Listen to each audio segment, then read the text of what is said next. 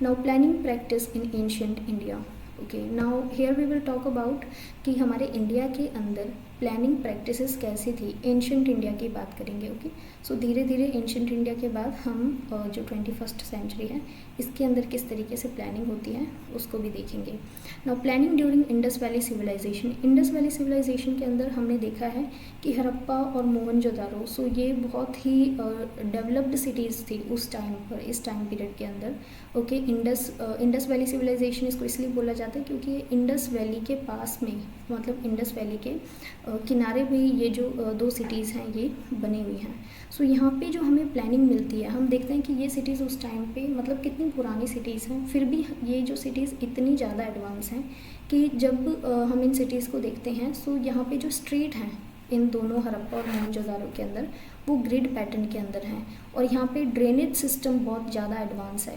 Okay, सो अगर हम आज भी देखें तो आज भी कई सारे विलेजेस के अंदर हमें ड्रेनेज सिस्टम नहीं मिलता, या फिर कई सारी सिटीज़ में बहुत ही पुअर ड्रेनेज सिस्टम है। लेकिन ये बात कितनी पुरानी है, कितनी पुरानी सिविलाइजेशन है, वहाँ पूरा ड्रेनेज सिस्टम इतना ज़्यादा एडवांस था। Use of standardised baked bricks for construction, और कंस्ट्रक्शन के अंदर मतलब एक ही स्टैंडर्ड की, एक ही साइज़ की हमें ब्रिक्स मिलती हैं जिनको कंस्ट्रक्शन के अंदर यूज़ किया गया। And presence of large public buildings like great bath. So इस वाले मतलब सिविलाइजेशन के अंदर हमें ग्रेट बाथ जैसा एक पब्लिक स्ट्रक्चर मिलता है, या एक बिल्डिंग मिलती है जिसके अंदर जो स्टेयर्स बनी हुई हैं, इसके चारों साइड पे स्टेयर्स बनी हुई हैं। ओके, और इसके अंदर पानी भरा रहता था। ठीक है, सो अगर हम इन सब चीज़ों को देखें इंडस वैली सिविलाइजेशन की, तो इससे हमें पता चलता है कि हमारे एंशिएंट इंडिया के अंदर या फिर इंडस वैली सिविलाइजेशन के टाइम पर कितनी अच्छी प्लानिंग की गई थी। ओके, नाउ वैदिक पीरियड की बात करें, सो इंडस वैली सिविलाइजेशन के बाद आता है वैदिक पीरियड। इस टाइम पे village planning was very important. Village planning बहुत ज़्यादा इंपॉर्टेंट थी क्योंकि यहाँ पे जो एग्रीकल्चर कम्युनिटीज़ हैं उनकी नीड्स को फुलफ़िल करना ज़रूरी था।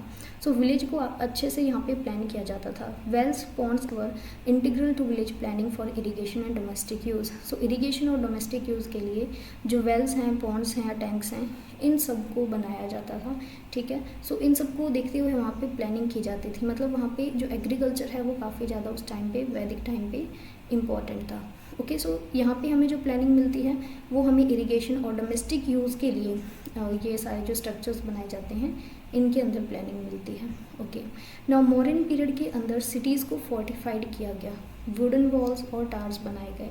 सो ये सब मॉडर्न पीरियड का फीचर है, मॉडर्न पीरियड के रीजनल प्लानिंग का एक फीचर है। Cities were divided into administrative Jones for effective governance, और सिटीज़ को एडमिनिस्ट्रेटिव जोन्स के अंदर डिवाइड किया गया जिससे गवर्नेंस को इफ़ेक्टिव बनाया जाए या इफ़िशेंट बनाया जाए।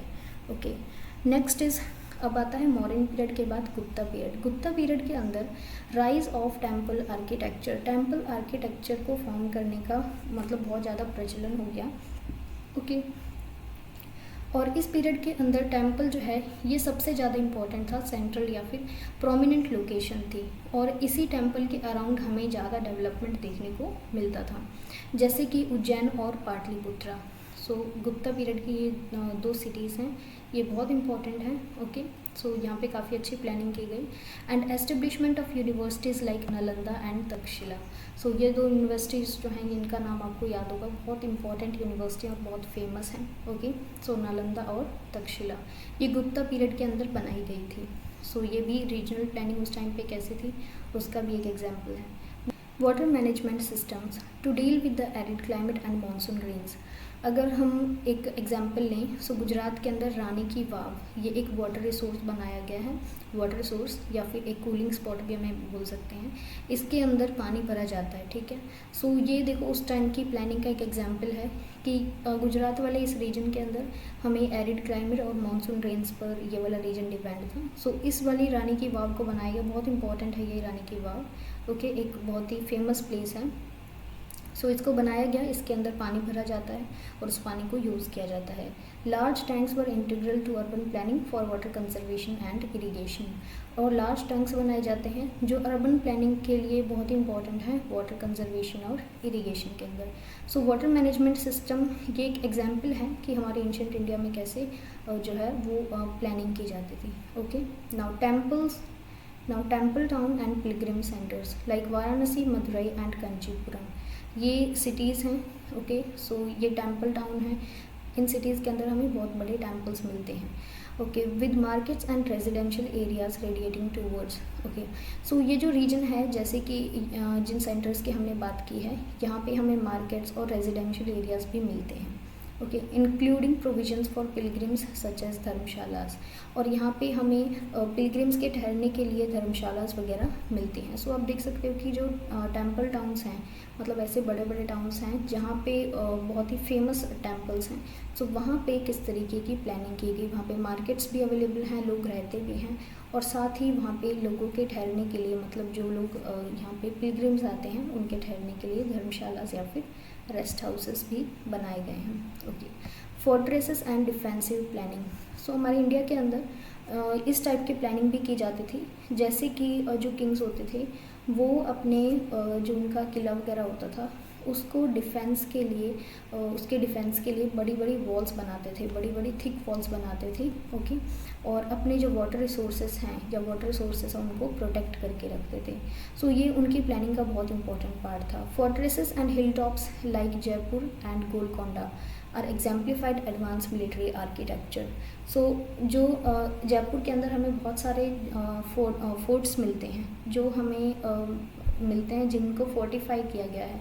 मतलब कि अगर ये फोर्ट है, ओके, सो इसको चारों तरफ से एक दीवार बनाई जाती थी डिफेंस के लिए। सो जयपुर के अंदर हमें बहुत सारे फोर्ट्स मिलते हैं। इसी तरीके से गोलकोंडा का एक फोर्ट है। ओके, सो वहाँ पर भी इस तरीके का स्ट्रक्चर बनाया गया है, और कई सारे वो माउंटेन्स या फिर हिल्स के टॉप पर बनाए जाते थे। ठीक है, और ये एडवांस्ड मिलिट्री आर्किटेक्चर का बहुत अच्छा एग्जाम्पल है। Okay, so this is about the planning in ancient India. Ancient India के अंदर किस तरीके की प्लानिंग की जाती थी। और उसके बाद हम अगर चंडीगढ़ सिटी की बात करें, इसको भी रिसेंटली प्लान करके बनाया गया है। और इसके अलावा जो हमारा जयपुर है, जो हमारे राजस्थान की जो कैपिटल है जयपुर, इसको भी अच्छे से प्लानिंग करके ही बनाया गया था इस सिटी को। सो हमें जो प्लानिंग है, ये देखो एंशिएंट सिविलाइजेशन जैसे इंडस वैली सिविलाइजेशन जो है वहाँ से स्टार्ट हुआ है, और अब हम 21st सेंचुरी के अंदर हैं। सो उस टाइम पर भी किस तरीके से प्लान किया जाता था। सो रीजनल प्लानिंग का हम इससे अंदाज़ा लगा सकते हैं कि कितनी ज़्यादा इम्पॉर्टेंट है। ओके, सो हमारे एंशिएंट पास्ट के अंदर भी रीजनल प्लानिंग जो है उसके बारे में लोग अवेयर थे कि उनको कैसे किसी रीजन को प्लान करना है। So this was all about the definition of region, evolution and objectives of regional planning and planning practices in ancient India. Thank you so much, have a good day. Regional geography जो है ये हमारी geography का जो 3rd year है उसके अंदर है, और इसकी ये लास्ट वीडियो है। आई थिंक इसके बाद सारे टॉपिक्स कवर हो गए हैं। Thank you so much, and please comments में बताना कि आपको वीडियो कैसी लगी।